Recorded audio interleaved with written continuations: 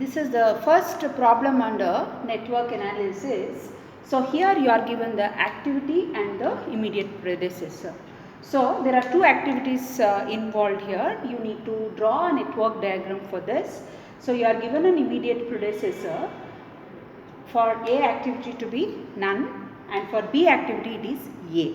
So when you are drawing the network diagram, as it has been told to you in the previous class, you have to draw the network diagram from left to right. So you will always start from left to right when you are drawing the network diagram. So here the first activity is A.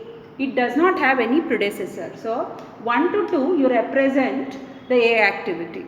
So B has A as a predecessor. So here B, when you are starting B, you should have finished A activity. So is that you are drawing the arrow mark from 2 to 3, which is representing the completion of the second activity, which is B, which has the predecessor to be A.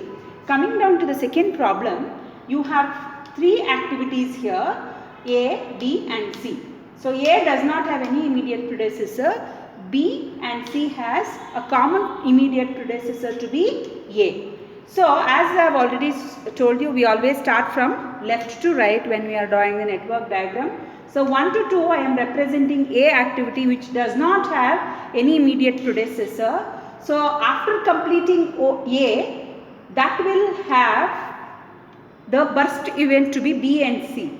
So you have from 2 to 3 you are representing B activity and from 2 to 4 you are representing C activity. So this is how I draw the network diagram for the second problem. Coming to the third problem, you have three activities here. If you observe the activity A and B, they do not have any immediate predecessor. So that is the starting point for you. You start from left as we all know. So 1 to 2 you complete A activity and from 1 to 3 you complete B activity. So here the dotted lines here from 2 to 3 they represent the dummy activity. Dummy activity does not consume any time or resources. If you observe here, A and B has C has A and B as its immediate predecessor.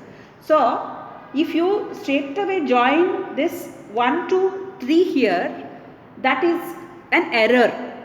You would not be able to do that as per the guidelines that we have in network analysis. So when you have such a situation, you need to draw a dummy line. Dummy line does not consume any resources or any time.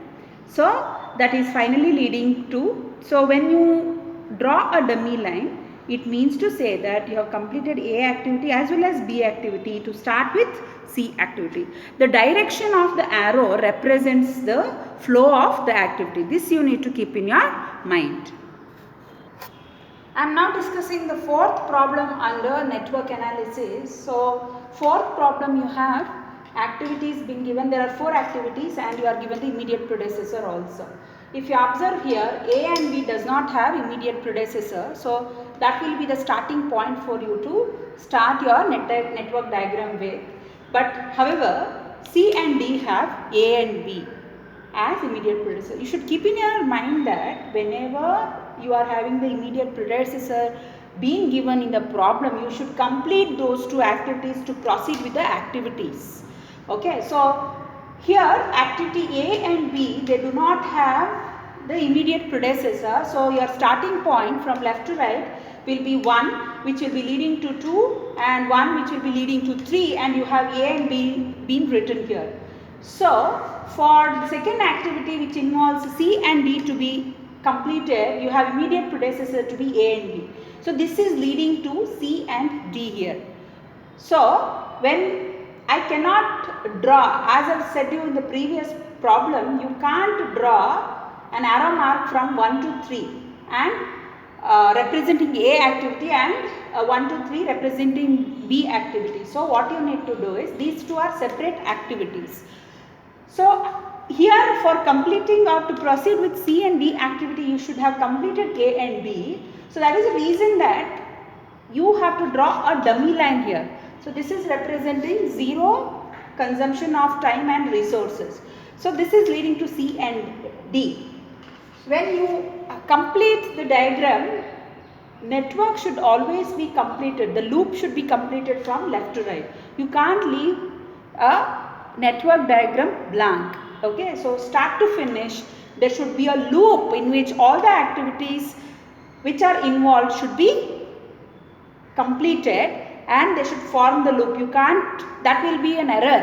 I had discussed about dangling. So you will have a dangling error otherwise. So here coming down to the second alternative, so the same problem can be solved in this method or this method. Now let us see how different it is from the previous one. So I told you that A and B does not have any immediate predecessor. So I am writing A and B here, one activity to second activity, one activity to third activity. You are representing A and B. So here this dummy line, here it has been drawn from 2 to 3. So here it is drawn from 3 to 2. So this is one more alternative that we have. It can be shown either in either direction. So here if you see, the dummy line is drawn from 3 to 2 and it is leading to C and D. Again I told you that this is one of the guidelines that we have in network drawing, that this should be completed in a loop. So again you are drawing a dummy line from 4 to 5 so that this loop is complete.